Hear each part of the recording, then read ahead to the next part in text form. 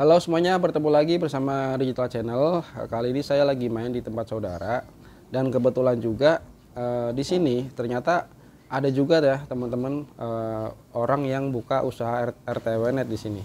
Karena banyak banget ya yang saya temuin ini perangkat-perangkat yang tersebar di sini. Dan setiap saya aktifin WiFi dan saya coba sambungin ke WiFi itu, dia minta login lewat mikrotik ya kan. Cuman mereka itu salah langkah teman-teman. Oke, nah ini dia nih contohnya. Ini kenapa saya bilang ini salah langkah, karena dia maksudnya masang alatnya itu di tiang ISP punya ISP lain gitu maksudnya. Jadi bukan tiang sendiri ya. Oke, saya zoom.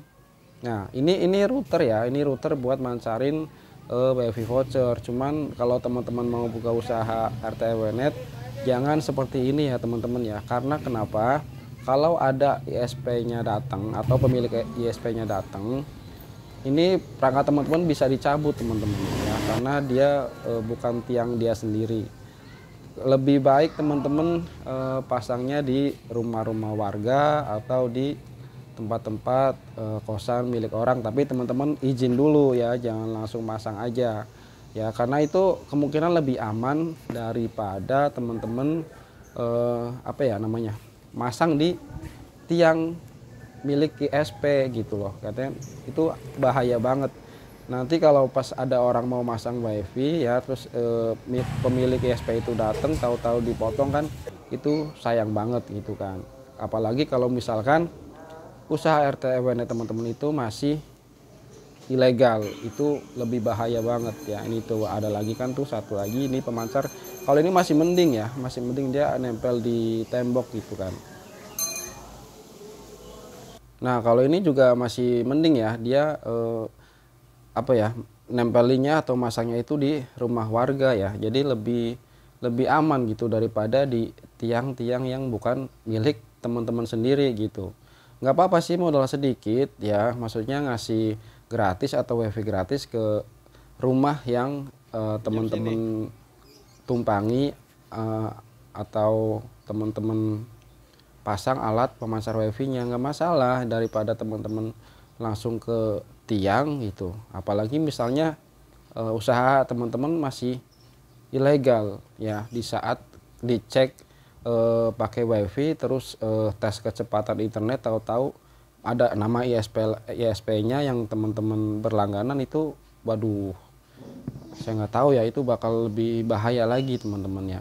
Nah kalau ini juga bagus juga, ini kalau teman-teman lihat ini saya zoom ya, ini ada pemancar WiFi juga ya di sini ya. Nah ini di tahu rumah sendiri atau rumah orang, saya nggak paham ya. Pokoknya ini lebih ya lebih aman lah gitu ya. Jadi buat teman-teman yang niat buka usaha RTW Net ya, lebih baik seperti ini, jangan di tiang ISP, apalagi di tiang PLN, itu lebih bahaya ya. Tuh nih kan saya kasih tahu ya, kalau misalnya punya teman-teman oke, kalau misalnya dicabut doang nggak masalah ya, atau nggak dipotong doang nggak masalah.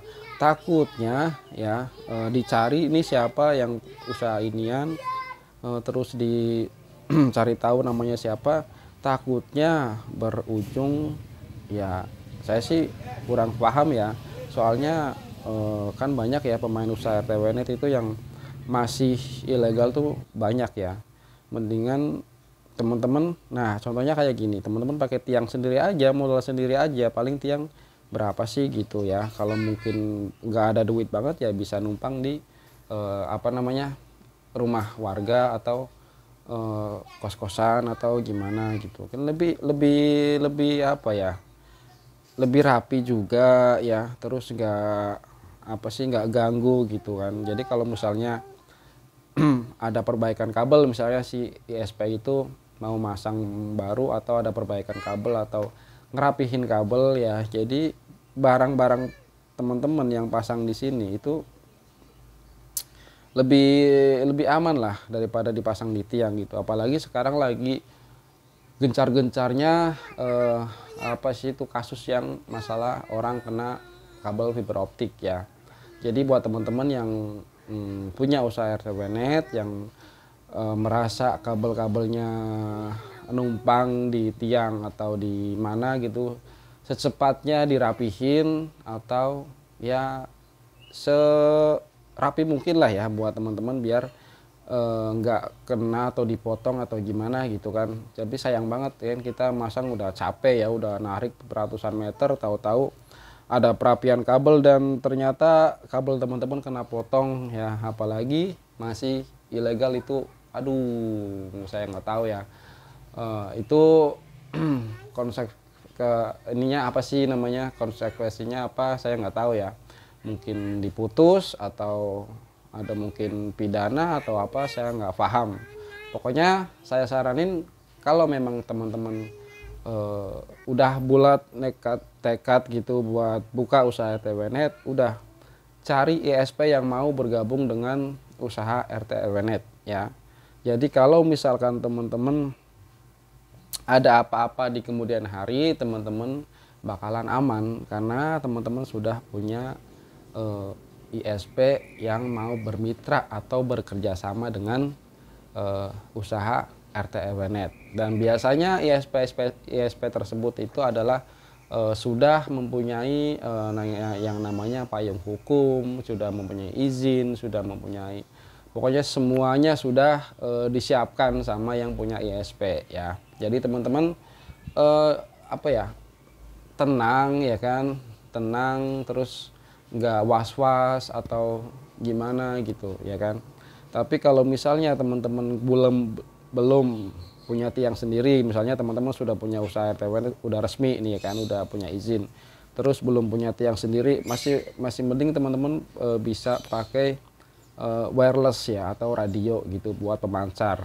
Kalau teman-teman belum punya tiang sendiri, jangan main tarik kabel, main sambung-sambungin, main numpang di tiang-tiang ya, ini juga kalau semrawut semuanya, kabelnya bakal acak-acakan semuanya ya kan. Dan kalaupun nanti ada kendala atau ada masalah ya, kalau teman-teman pasang kabelnya nggak rapi, bisa diputus atau bisa apa ya namanya ya, dipotong lah secara paksa gitu kan, atau enggak main potong aja gitu. Karena biasanya kabel-kabel ISP itu biasanya ada namanya masing-masing ya, kayak mungkin Telkom, Bisnet dan yang lainnya biasanya itu ada namanya masing-masing, atau enggak ada apa ya, logonya biasanya itu warna ya. Kalau kabel-kabel mereka ISP yang udah punya izin tuh ada namanya apa sih, ada